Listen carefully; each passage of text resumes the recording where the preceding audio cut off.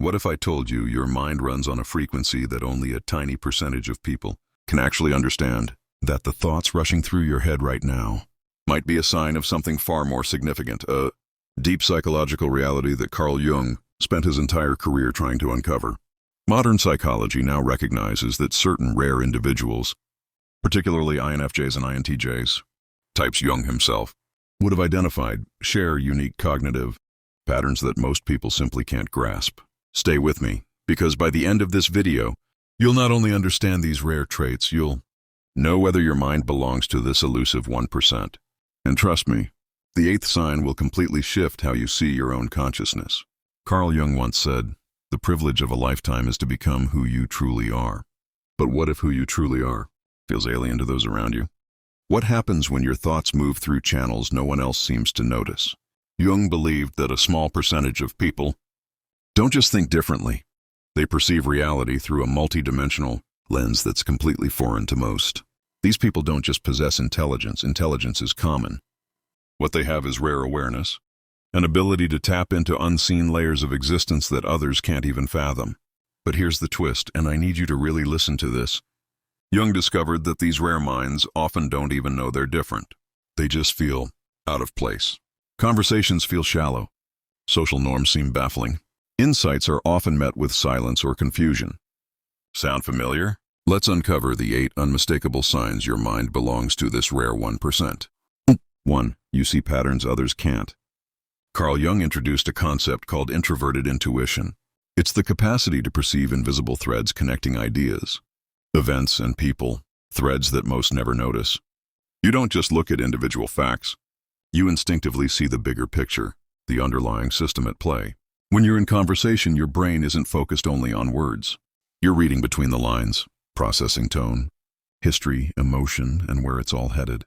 You're not just hearing what someone says, you understand why they say it, and what it reveals about their psyche. This, Jung believed, comes from the collective unconscious, a shared pool of symbolic knowledge, passed down through humanity, and people with rare minds often draw from it instinctively. Here's a quick test. Do you often sense a plot twist before it happens? Not because of clues, but because the narrative feels off? Do you finish people's sentences, not out of guessing, but because you already know where their thoughts are going? If so, you're not just intuitive, you're operating on multiple cognitive levels. But this ability connects directly to the next rare trait. 2. You experience reality in layers. Jung once said, "Everything that irritates us about others can lead to an understanding of ourselves." Now imagine being someone who doesn't just hear what people say, but perceives the story beneath it. You don't experience life in a straight line. You experience it like a multi-dimensional puzzle. Someone says they're fine. You hear the emotional tension, spot the body language mismatch, and sense their unconscious defense system. This is what Jung called psychological depth perception. While others stay surface level, your mind naturally dives into emotional, symbolic, and energetic layers. But here's the real challenge. When you try to explain what you sense, most people just don't get it. It's not their fault. They literally can't process reality the way you do. That's why your insights may seem out of nowhere, when in truth you're seeing what's hidden from them. 3. You're drawn to the shadow side of humanity. Carl Jung introduced the concept of the shadow, the unconscious parts of the psyche people repress. And if your mind is one of the rare ones, you don't shy away from the shadow. You're drawn to it. You aren't content with labeling people or actions as bad. You want to understand what's beneath the behavior. What trauma, fear, or inner conflict drives cruelty, manipulation, or pain? You might find yourself fascinated by complex, morally gray characters. True crime, psychology, philosophy, not because of sensationalism, but because of the deeper story unfolding in the human soul. Jung said, "One does not become enlightened by imagining figures of light, but by making the darkness conscious." Your mind does just that. You're compelled to understand, not deny, the totality of human nature. And that makes others uncomfortable, because it reveals truths they'd rather avoid. 4. You feel like you're speaking another language. Jung described this as psychological loneliness. You often feel like no one speaks your inner language.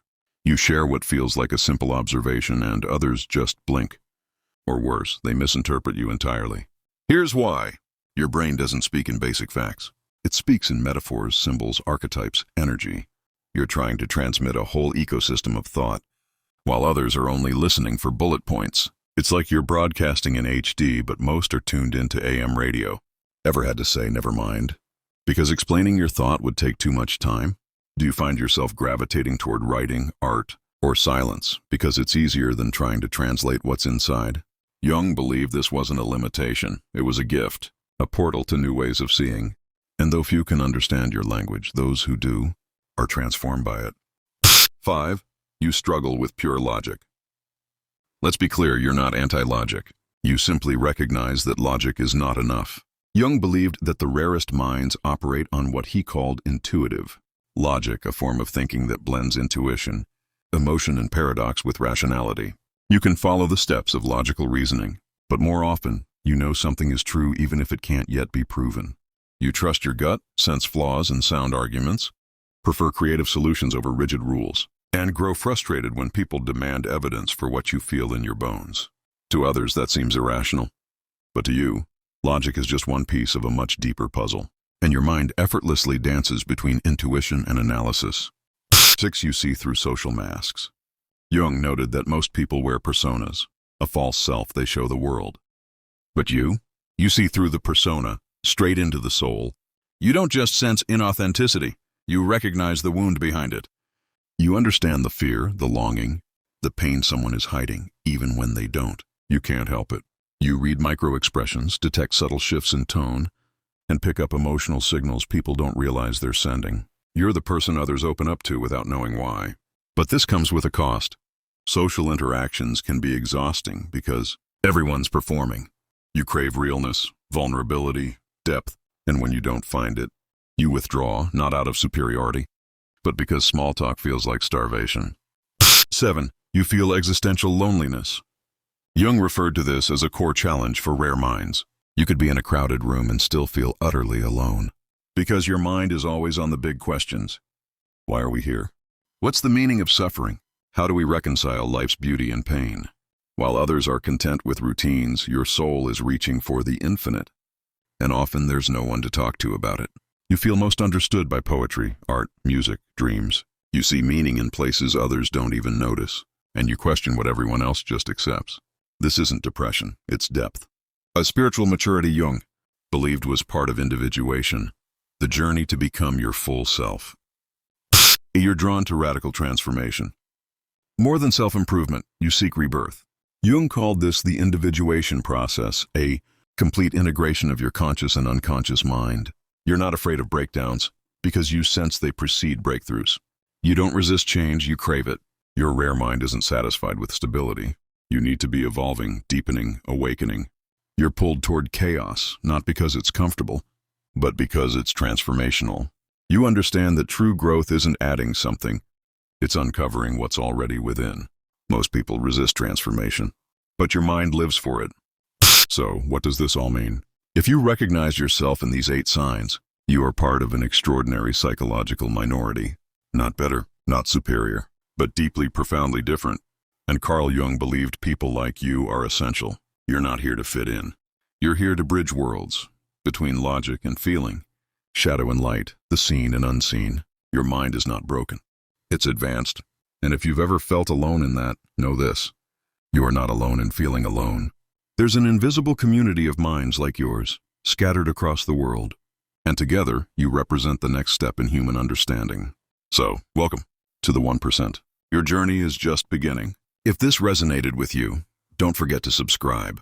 Share this with someone who needs it. And consider leaving a super thanks. It really helps this work continue.